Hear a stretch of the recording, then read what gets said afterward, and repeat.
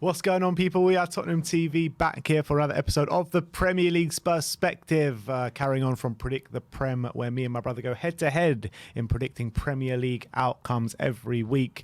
And we have our scores at the moment between us as well. The way the scoring works, it is 5 points for a correct score, 3 points for correct result, and both teams to score 1 point for a correct result, and the star man as well, which is 2 points for a goal, 1 point for an assist. The scoring is 407 to Sim, 393 to me, and let's see how we got on this week. And let's start off with Brentford against Southampton, which finished 3-0 to Brentford on the day. Brentford back to winning ways. I went for 2-0, Sim went for 2-2, so I get 3 points in this one, and I think it was another late goal that stole the 5 points off me again. I think I got like 10 minutes to go, didn't they? Not as late as what's coming later in the show, but no, I think that... to be honest, I tell you the truth, I didn't watch much football this weekend. I was up north for a lot of it and stuff like that. So, but I did hear that Brentford were pretty good, and another lackluster display from Southampton. Yeah, I was following the Chelsea game on my trip up on the coach. But look, Brentford, I know they lost to Man United, but they've been in pretty good form, even though they drew to us 0-0 and they lost to Man United. But other than that, they've been wiping teams away, haven't they? Another brilliant display. Eriksen again pulling the strings, involved in all the goals with his set pieces. I thought, he looked fantastic from what I saw, and a very strong win for Brentford. Southampton kind of letting their season slip away a bit, but they're not in danger of going down or anything like that. It's just a shame that they were in a good position, and now they're all the way down in 15th. Yeah, it's crazy because they went on that crazy run, didn't they? And then all of a sudden they just fell off the cliff. Brentford 1 point away from being in the top 10. It's unbelievable. Pretty good for them. Unbelievable, because only like a month or two ago, before maybe Eriksen really started to strut his stuff, you were thinking maybe Brentford could be kind of dragged into this drop, but they never were they? Eriksen kind of saved them, didn't he? Yeah, he's been in sparkling form, and since he's come to the team, they've been one of the form teams in the league. Yeah. All right, so that's 3 points to me, 1 to Sim. Let's move on to Burnley against Aston Villa. Finished 3-1 to Aston Villa at Turf Moor, which I think is an absolutely mad result when you're thinking what's on the line for Burnley. You went for 2-1 to Burnley, I went for 1-0 to Burnley, and shocking result really for them, isn't it? Yeah, they were 3-0 down as well, so that one goal came as a bit of a consolation. Aston Villa, look, I told you with Aston Villa, they have the players where if they get it right, they can be devastating, and they were on Saturday. They had Ings, Watkins all scoring, Buendia as well, I think, all three of their 4 players, and that's good quality they have. They just need to get the balance right and the supply to them, and they can score goals, and that's what makes them a dangerous team. I just think throughout the season, especially and also since Gerrard's come in, they haven't quite got the balance right of the team, and I think maybe that's led to a lot of inconsistent results. But yesterday they got it right, and it was a very, very good win. Burnley on the flip side, still just outside the relegation zone, only on goal difference at the moment, so they're definitely deep in trouble. The next game I think is us, isn't it? So they're going to be super motivated for that one. It's going to be a tough game. But are they not playing midweek this week? I don't think they are. I don't think they are playing midweek. No, they're not. Okay. So their next game is against us, and then the next week they got a double game week. So next week's going to be a big one for them. They got Aston Villa again, but Burnley, not a result that probably would have expected, considering they're on a run of 3 wins before that. Yeah, I think that we'll get into the other teams and how they compare once we get to their result. But I think Burnley will be very disappointed with their result this weekend, that's for sure. Moving on to Chelsea against Wolves. Sim going for 1-1. I went for 1-0. It did finish 2-2. I mean, I was licking my lips. I thought I'd had 3 points at least wrapped up when it was 2-0 to Chelsea. Wolves got one back, and then Connor Cody seals it in the 97th minute. 7th minute of stoppage time to bring Simeon to 3 points and then me to 0 points. But Chelsea, what's going on with them at the moment? Yeah, they're dropping really, really badly, and they're only they're. I think they just about have enough points for the top 4 race, but you know what? If they lose another 2 games, they could well be dragged into it. It was they went 2-0 up. Lukaku on form for once, getting 2 nice goals, especially the second one. Really good finish on his right peg. And Chelsea were pretty much on top for a lot of the game. Although, first half, from what I saw, Wolves actually did have a few chances to score, and they were unlucky. And Chelsea were riding their luck a bit, but they were on top a lot of the second half. But then late in the game, Wolves pulled a goal back. A really nice goal from Trincao, who I feel like he's a really nice dribbler and player. And I just feel like he just needs that finishing touch. And yesterday he provided it. And then 97th minute, out of nowhere, Connor Cody arriving at the back post, and it's a very good draw. I think Wolves didn't want to get too many losses that they've been having recently. So I can understand their motivation. And Chelsea, though, they'll be a bit concerned at the moment with the results they've been getting lately, and if they don't improve, they could get dragged into the top 4 race. If they do lose their next game and we win, they're definitely back in it. And it will be 2 points in it, won't it? Wow. So, although we will need them to lose 2 games because of their goal difference. What's the difference between the goal difference? A lot. It's like over 10. It's over like 10. They're on like 39 or something, and we're on. So it's a big. We're on 20, they're on 39. So 19. Yeah. No chance the goal difference comes into it, I don't think. So we need 2 defeats for them. And who have they got? They have Leeds, Leicester, and Watford on the final day. Leeds, Leicester, and Watford. Yeah, I mean, can't see it unless they get 3 draws. That's the only other thing. Yeah, I mean, Leeds. It's a massive game for Leeds now. That Chelsea game. Yeah, you got to say that. I know it's at Ellen Road. Good against Arsenal. I think it's a massive game for that. At Ellen Road as well. There. Leicester don't really have much to play for anymore, and Watford already down, which never know. Leicester at home as well. Yeah, I can't see it, to be honest. I can see Arsenal catching them, but I just can't see us catching them. What's more likely, they lose to Leeds and Leicester and then beat Watford, or they have 3 draws?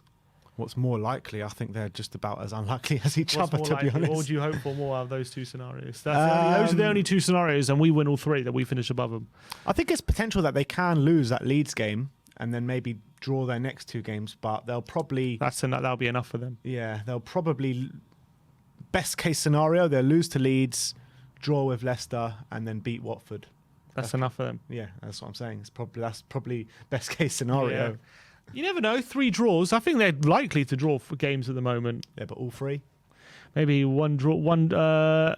Yeah, probably not. No, it's the Watford. I think at the moment you just say the Watford games are given. I think they're going to win that one, but it's the other 2. But they'll have to get 2 defeats. It's just unlikely, isn't it? A point will be enough.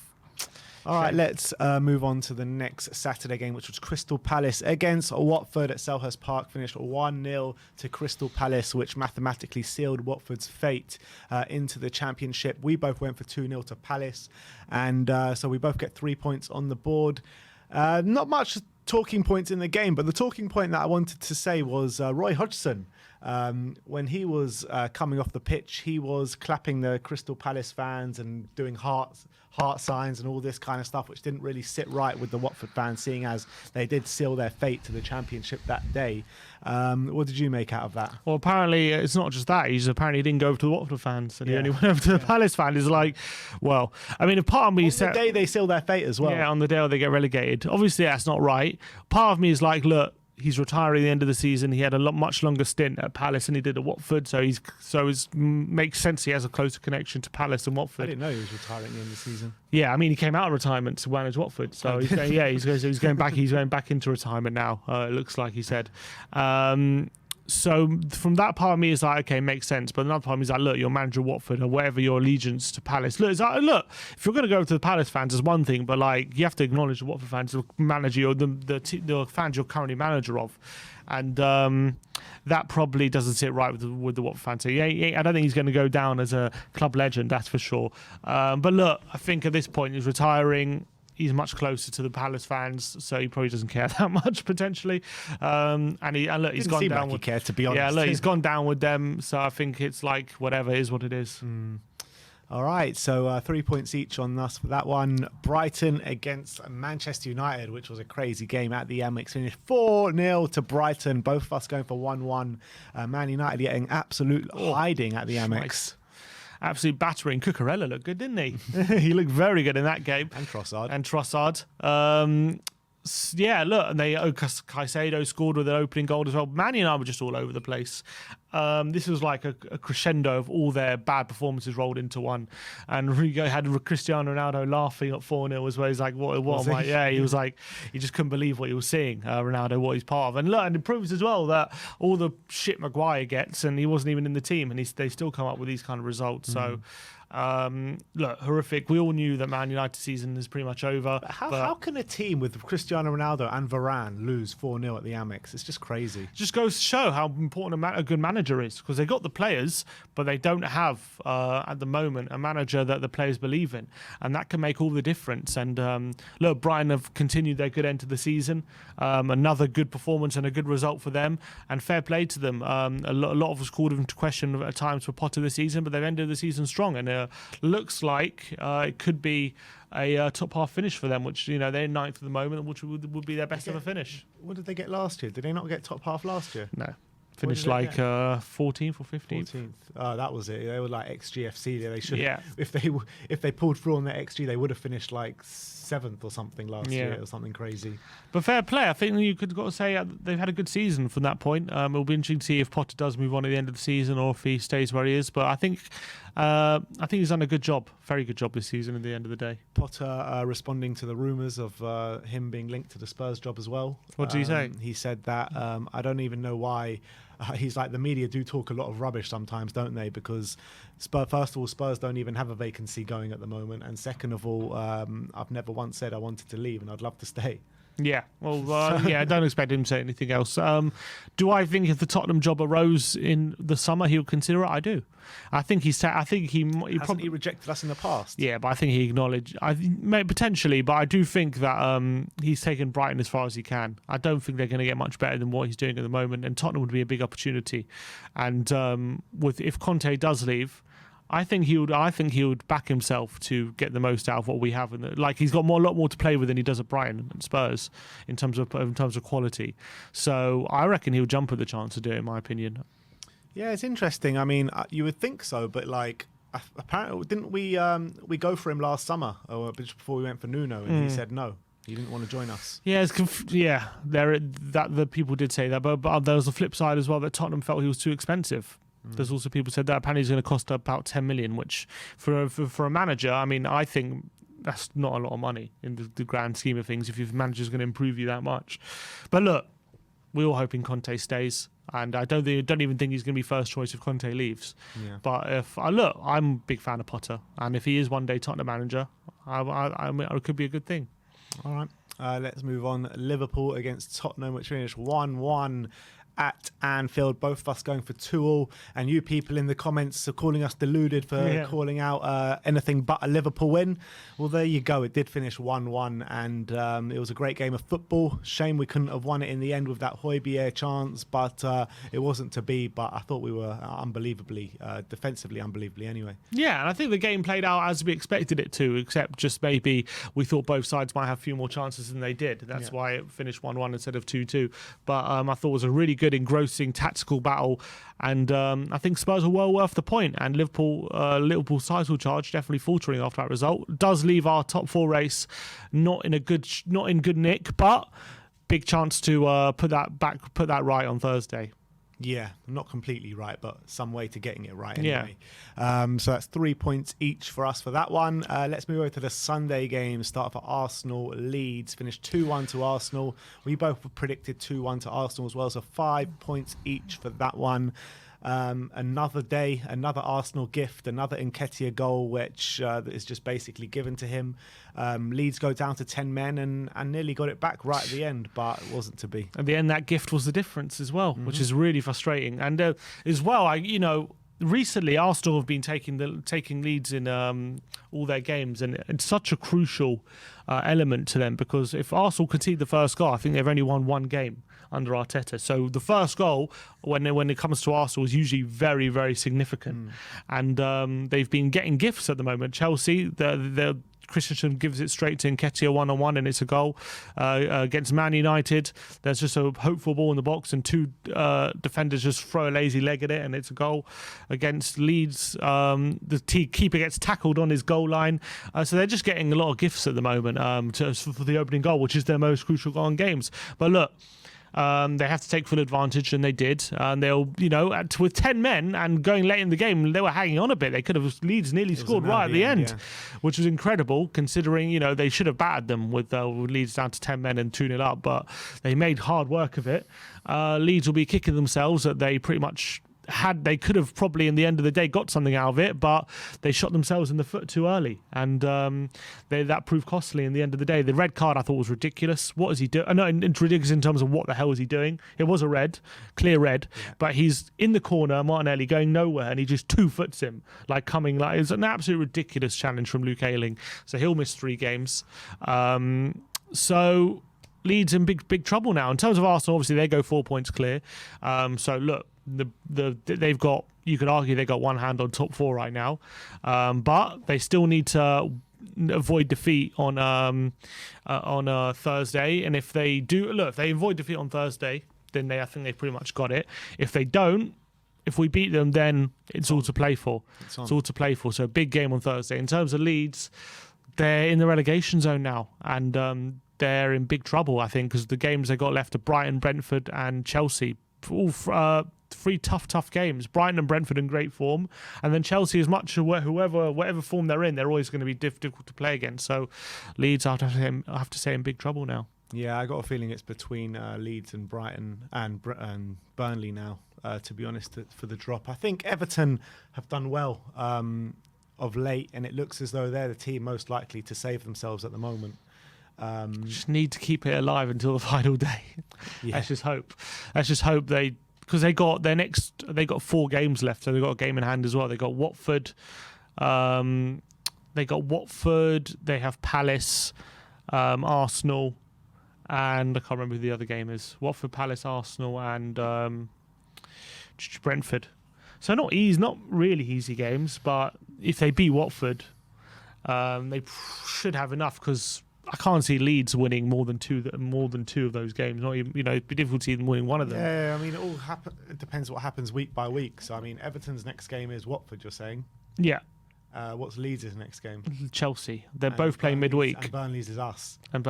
So yeah, you got to say that Everton in the next week, if they beat Watford, they beat Watford and the other 2 teams lose, but if the other 2 teams get results as well, then it's all on the next week. You know what I mean? But if you're looking at the fixtures outright, you're probably saying that Everton have the easier fixture, but you never know what can happen in the Premier League, and especially this stage of the season as well.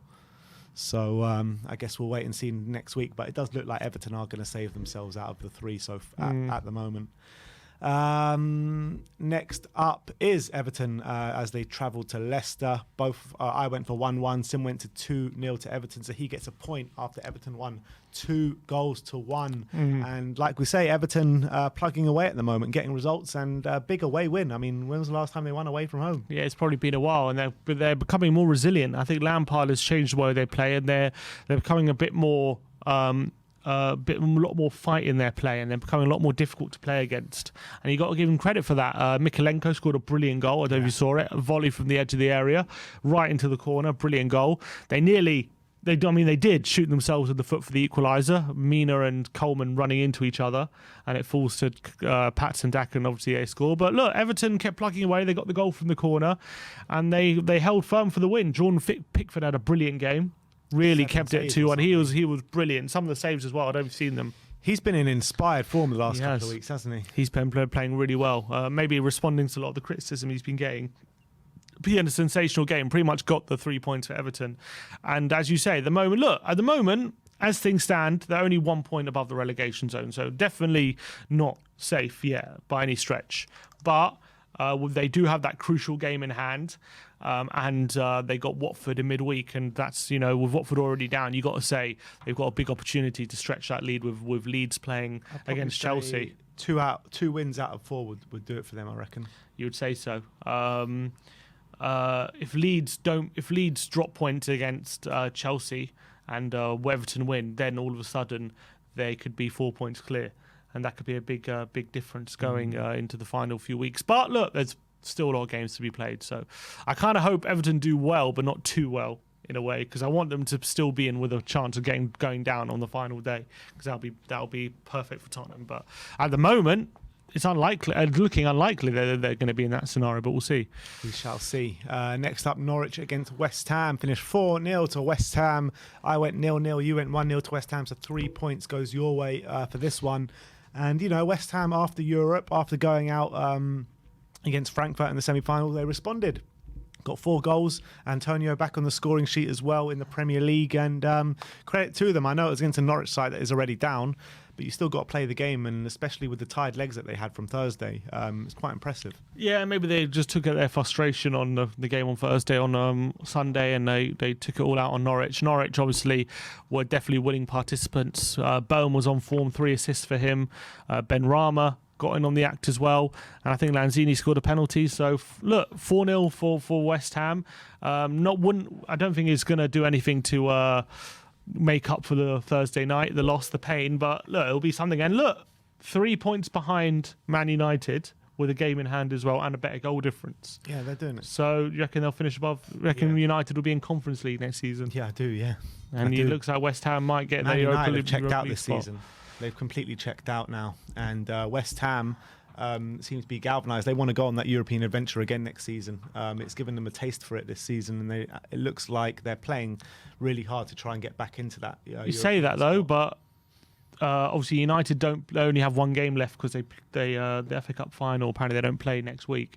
But West Ham's next game is Man City, so they're unlikely to win that game. Then they finish the season away at Brighton, and Man United finish the season away at Palace. So will they do it? You probably, because it means West Ham probably have to. If you assume United don't win the game against Palace, West Ham have to either beat Man City or Brighton. Yeah, I can see them beating Brighton. It's not all beyond all realms of possibility they go to the Amex and win. Brighton in good form at the moment. They are in good form, but, you know, West Ham also just won 4-0 this weekend. It'll be a good game of football, that. They have to win. Draw's not good enough. Yeah, I think, look, that game can go either way, but if West Ham have European football riding on the line, I can see them getting over the line. If West Ham do drop into Conference League as opposed to, because they just got to Europa League semi, do you reckon that's like a big drop off? Not a big drop off in, like, do you think it'll be a big downer for them?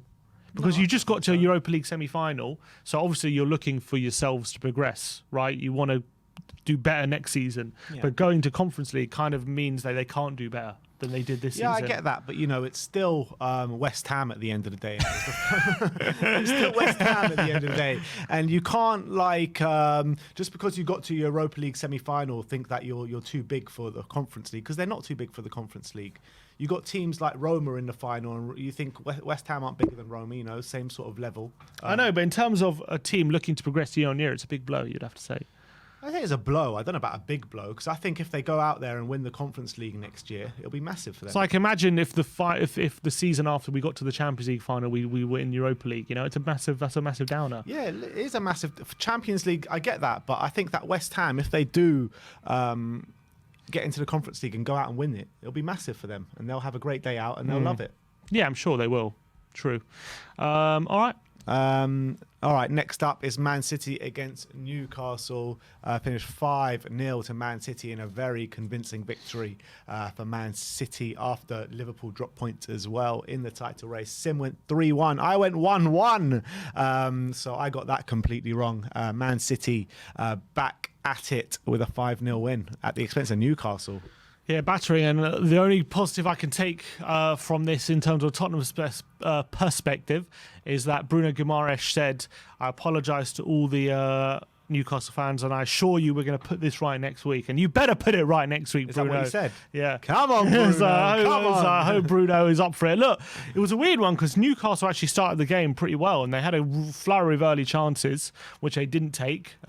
Chris Wood and Bruno and had a few good chances to make it 1-1. But Man City rode their luck a bit, but once they gained control, there was only one winner. And I think there was 1 point in the game where Newcastle had 1% possession. What, 10-minute period? Yeah. Unbelievable. Never seen that before in my life. Apparently, Man City had 99%. So, look, Man City responding to their midweek exit, and with Liverpool dropping points, they now, as long as they have basically, they're allowed to draw one game. If we assume Liverpool win all their games, they're allowed to draw one game and be all right, but they can't lose. They have West Ham away, they have Wolves away, and they end the season at home to Villa. Yeah, I do think they're going to win all those games. Yeah, probably. Wolves not playing. Wolves haven't won in a while. They did just take points off Chelsea. They did, but Chelsea seemed to be falling off a cliff as well, to be honest. I can't see them dropping points in any of those games. Maybe a draw in one of them, but that's about it. They can't draw two. They can only draw one. They're so yeah. I can't really. Man see City them will be the losing. champions. I think I honestly think if it was a case like it was on the weekend where they couldn't draw any game, I would still back Liverpool. But I think the fact that they can draw one and all they have to do is not lose, I think they'll be all right.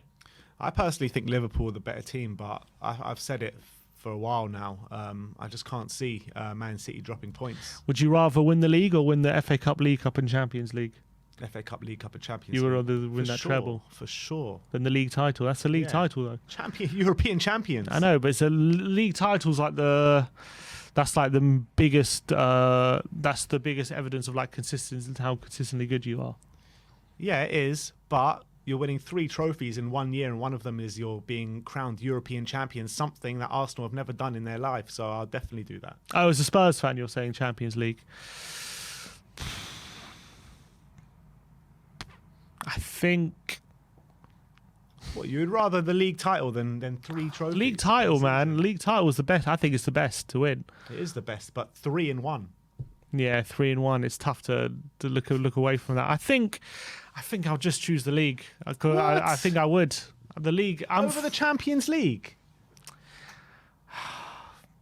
I get as a Spurs fan, I'll probably choose Champions League just because Arsenal never won it. And we've never won it as well. And we've never won it. But the league, man, I think the league's the hardest thing to win. It is the hardest thing to win. But if you ask me 3 trophies or 1, and one of those 3 is the Champions League, I'm biting your hand off for that. And we go again for the league next season. Fair enough. But if you're Liverpool, you probably choose the league because you've won the Champions League so many times. You know what I mean? yeah, if you're Liverpool, You probably choose the league.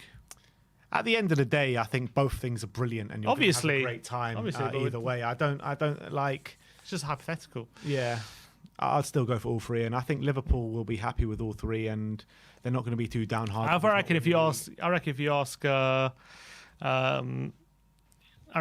Liverpool fan, most of them would say the league. What, over 3 trophies? Yeah. Maybe. You never know. But also, back on the point that you were making on Bruno Guimaraes, what he said about the next game, very similar to Mwepu of Brighton after the Arsenal game, after they lost to Arsenal, after they beat Arsenal or something. He said, "Don't worry, Arsenal fans, we're going to try our hardest to go beat Tottenham." And that's exactly what they did. Let's hope they do us a favour. Yeah. Last but not least, a star man. Both of us go for Heung-min Son. So 2 points each for us for that one. That means it finishes on 428 for Simeon, 406 for me, and I've got a lot of making up to do with not many fixtures left for this season. It looks like the last minute goals is going to cost me this season, but that is your perspective this week. Hold tight because another episode of Predict the Prem is coming your way today for the midweek games. So thank you everyone for joining us today. Like, subscribe and comment, and as always, Come on, you Spurs.